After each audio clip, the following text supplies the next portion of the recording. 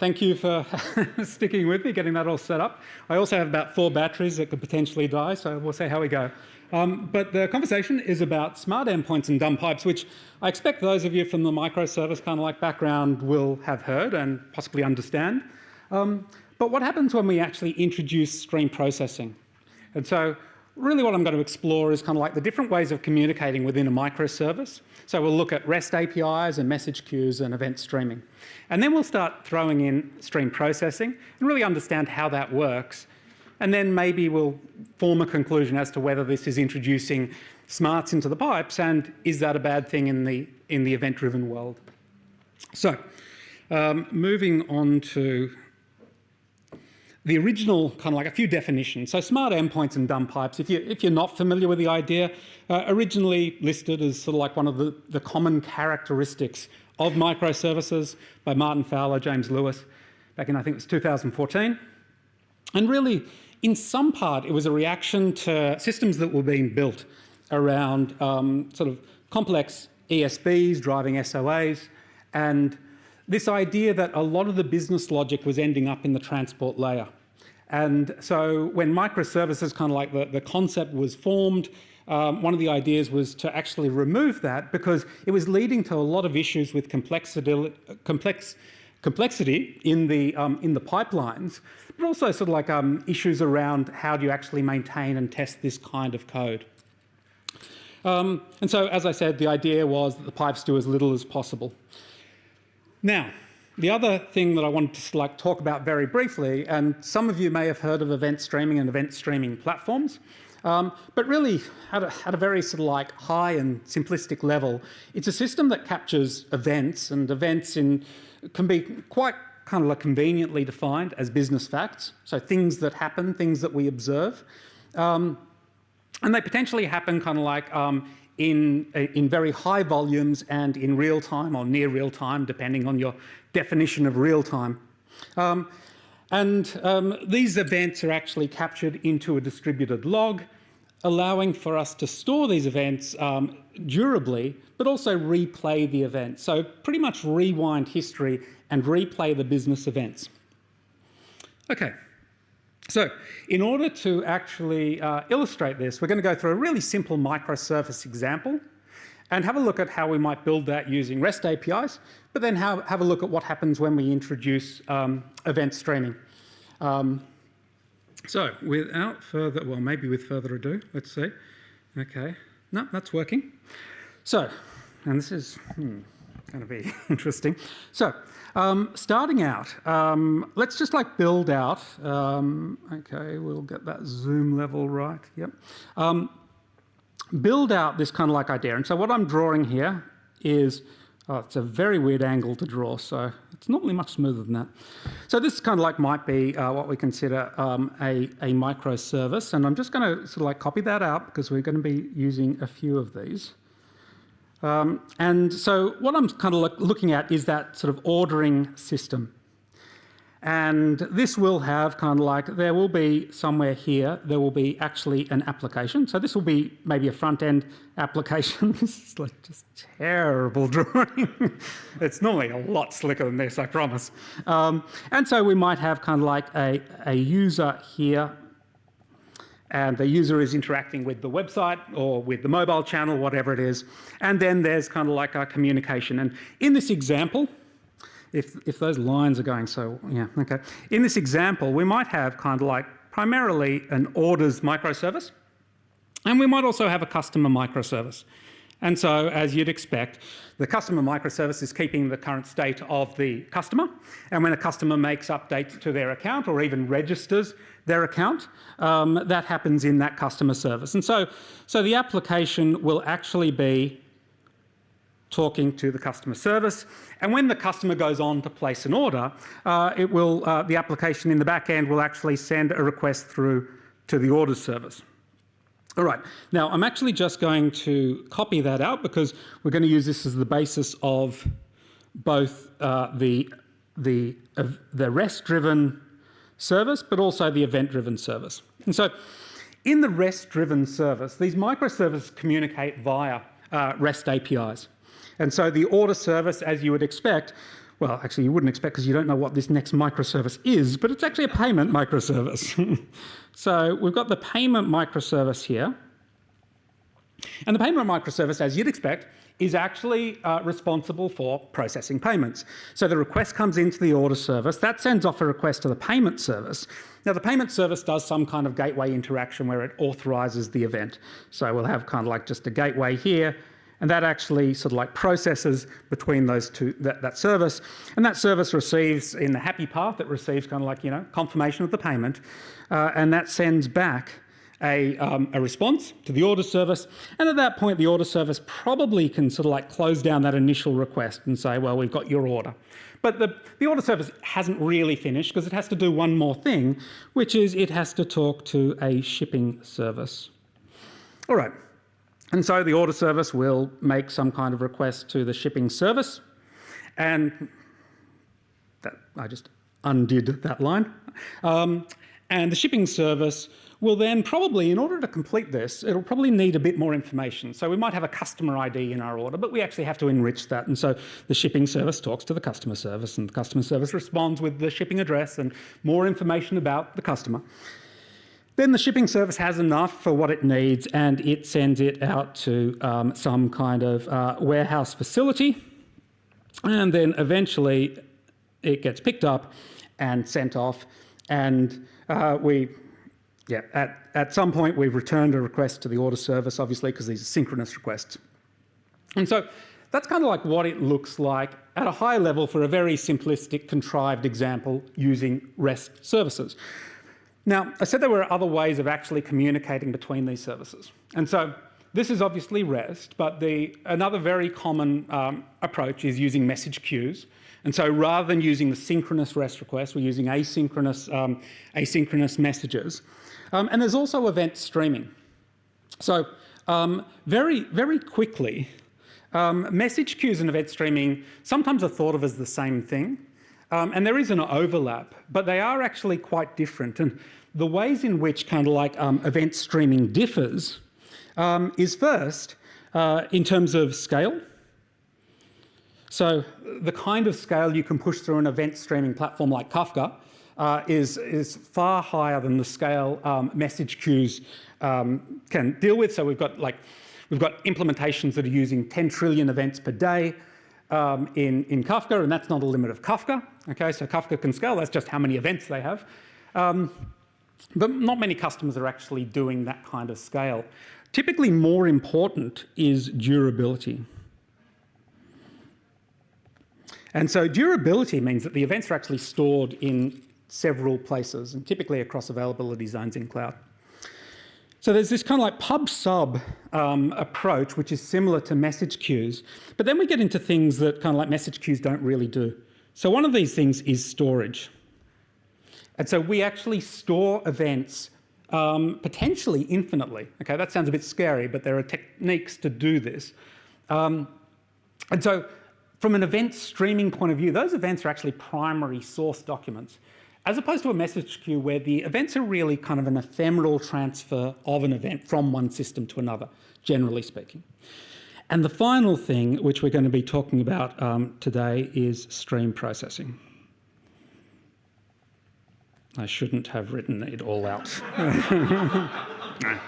Note to self, yes. So if we come back down and look at the same problem of actually dealing with customers and orders, from an event streaming point of view, when the order microservice, and remembering that we have a payment service here and a shipping service, when the order service actually receives the request, it does something very different. It actually writes an event into a Kafka topic, right? I'm using Kafka as kind of like a specific case of event streaming. So the order will actually be written into a topic, and we might call this something like, you know, order placed, or I'll just say order to avoid another long word. And then we have the, and that's the end of the order system's responsibility. Now the payment system knows to listen to orders being placed, and so it subscribes to this topic and it actually ingests those orders as they happen. And then it does its asynchronous thing with the payment gateway here, so it's actually hitting an external API. But when it's actually received the response from that API, it too writes to a topic. And so this topic might be something like order paid for, all right? And so you can see that the order service is no longer controlling this. This is more choreographed, where the service knows the events that it's concerned about. And so finally, we get to the shipping service. Now, the shipping service is actually going to be interested in these paid orders, and it's going to need to ship. Now, but we've still got the problem of, well, how do we actually find out where to ship the information to?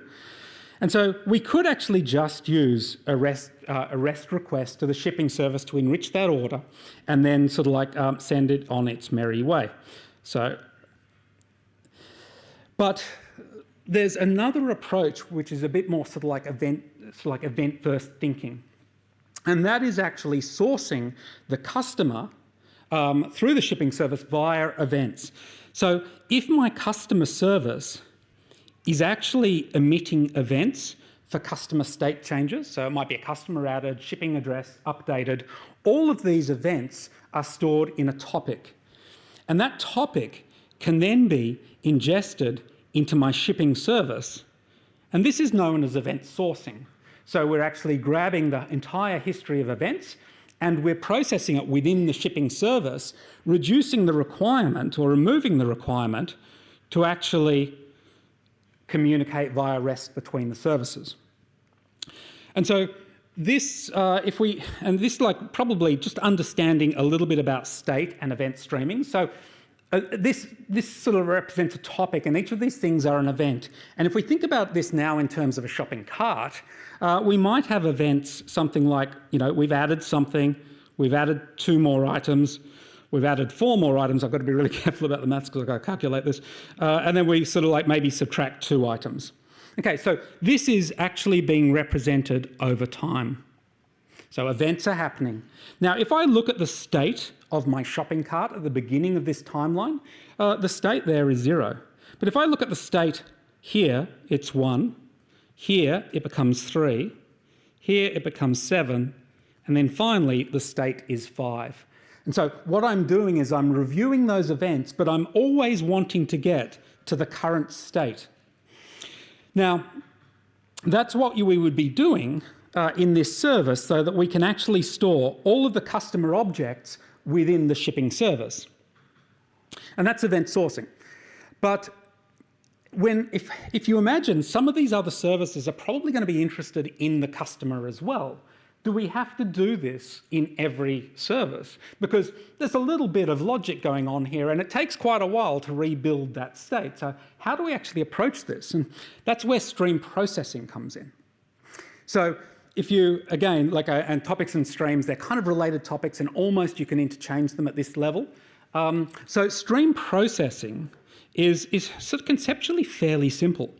So stream processing is essentially a service that is listening to one or more topics and producing to another topic, all right? So it's listening for changes in a topic, it's doing some kind of processing on those events, and then it's producing to another topic. And that's the reason that we have this pattern. You might think, well, why don't we just change the events in the topic?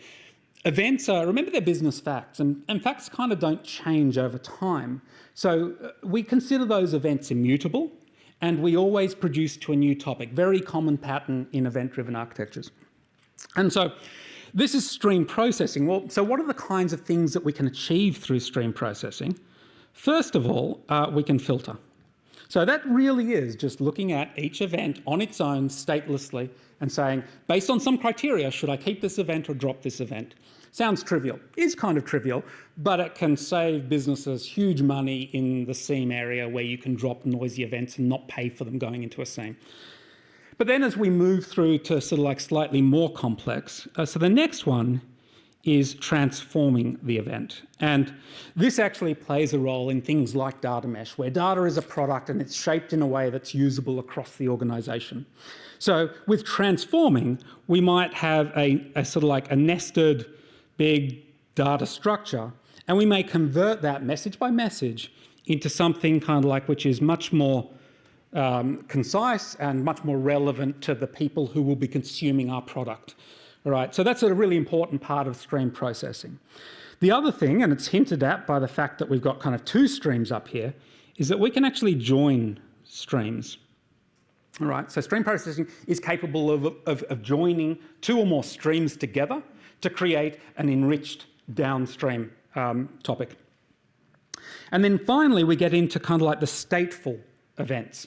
So all of these are potentially are stateless, but we can also start to aggregate state in our system. And so an example might be we do averages or we do a sum of values in those events. And these aggregates can also have windows applied. So windowing aggregate or stateful events can be really powerful as well. And so the best example of this one is where we actually consider something like credit card transactions, right? So this topic may represent credit cards, and we might want to actually analyse a window of time and do some kind of stateful aggregation. An example of that, this might be some kind of 5-second window. And we might count how many times we've seen the same credit card number presented in that 5-second window. And if that exceeds some kind of threshold, we may suspect that there's fraudulent activity. And again, because this is stream processing, you kind of guess what's going to happen. It's going to actually produce a new event to the fraud to a fraud topic. Now, this topic doesn't know how that's going to be used, and it doesn't need to. We just need services that monitor the fraud topic because that's their area of concern. So an example might be some kind of SMS notification to a customer. It may be integrating with an account service to block an account. So the final sort of stateful aggregation is actually just keeping, if you like, the latest view or the latest state for an object within the stream. So we can basically update based on a key. That might be the customer ID. And so every time we see a change event for that customer ID, we update this state object. And if you stop to think about it, that's exactly what we just said we do with event sourcing. So we can use stream processing to actually create that current up-to-date state for the customer object. And so that customer object, so if we look at that over here, what this means is we have now a derived topic which actually has the customer state in it. And so we can actually stop subscribing from the raw events. We can start to subscribe to the actual enriched stateful events. Now, we can actually make this better by using a connector that understands our data store. So let's just say this was MongoDB. We would use a connector for MongoDB to basically perform upsert functionality on this database. And so what that means is my shipping service now has a collection of customers that are basically being kept up to date when there's a change in the customer. So the flow would be the customer updates their account. That's captured as an event that is processed by stream processing. My new customer state is updated, and that is actually pushed down into the database. And all of this is happening with sort of like, sub-second or maybe 2-second latency. So we're getting it may be near real time depending on your definition, but it's very quick.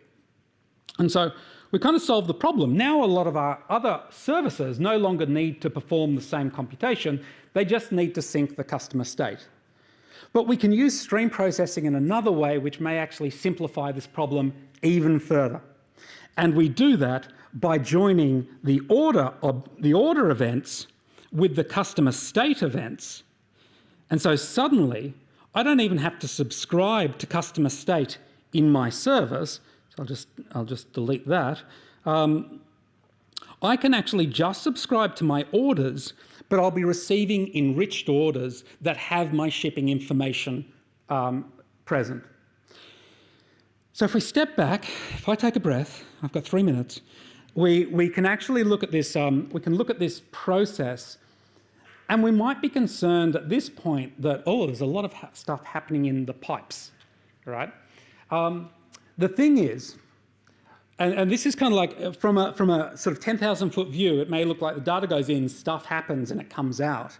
But if you actually zoom in, remember each one of these stream processes can actually be considered a microservice. It's an event-driven microservice. It subscribes to a topic, it writes to a topic. So we've done nothing more than add more microservices into the overall application. And the other important thing, and for this I think I flick back to the slide deck, understanding these transformations is important. So what we're looking at here is what we call stream lineage. And all along the way, I get to see the topics and I get to see the transformations. And the beauty of this is, if I just, that's not the beauty of it. This might be the beauty of it is that these topics are no longer a black box. If I want to integrate with raw, unfiltered events, I can go to the source. I still have those raw events, but if my business use case is such that I actually want to work with an enriched or a transformed event, I can actually I can log in at any point in this pipeline. So, shameless plug. If you're interested in how the stream processing actually works, tomorrow we're going to have a workshop of actually digging into that kind of example in more detail, where we see the connectors, we see the transformations, we get to look at the language that transforms them. But other than that, like, I guess the takeaway for me is that we are doing processing in the event streaming platform, but the pipes are still dumb. They're just communicating with different microservices. I think that's it. Yeah. I think we've got time for one question. Back there, yes. You spoke about the shipping service having the customer's data updated. So, like, for example, if payment service also needs customer data. Yep. Where do we draw the boundary line saying that now customers shouldn't be replicated into another database in payment services? Yeah, so like, I mean, I understand the question. So like, it's almost a question about normalization. It's like, and that's been scary in the past because we're told not to store the same data in two places. But we do that with caches, and there's problems with that. When we understand the process of event streaming and how the updates, they're not kind of like pull updates where we're actually querying a data store to see if anything's changed. They're actually sort of like pushed, and that's where we come up with the idea of data in motion. That as soon as the customer changes, it flows through the system and is updated. Now, where you choose to kind of like, or how you choose to ingest that customer information into a particular microservice, kind of like to some extent depends on the data products you have available to you. Do you actually have an event stream that has the customer details in it? Or do you want to actually source that yourself? And that's sort of like, there's probably a lot of kind of like factors that come into that decision making. But generally speaking, preparing a data product for a service is not the bad idea it used to sound like. Yeah, I think that captures it. Yeah. All right. Great. Thank you, James. Yeah, thank you.